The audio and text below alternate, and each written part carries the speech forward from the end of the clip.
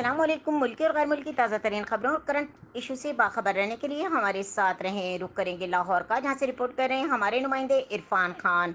Matric और intermediate के इम्तहानी नताइज का शेड्यूल मुलतवी। लाहौर समेत पंजाब के तालीमी बोर्ड हुकूमत की प्रमोशन पॉलिसी मुंतज़िर हैं।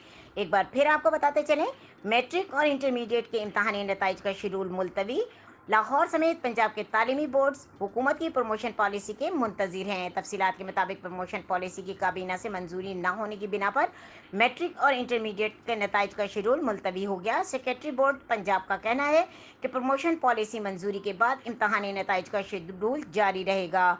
मैट्रिक और इंटरमीडिएट नताइज का ऐलान 30 सितंबर और 16 अक्टूबर को किया जाना था। दूसरी जानब फेडरल बोर्ड ने इंटरमीडिएट पार्ट 2 के नताइज का ऐलान कर दिया था। 99% तलबा इम्तहानात में कामयाब हुए।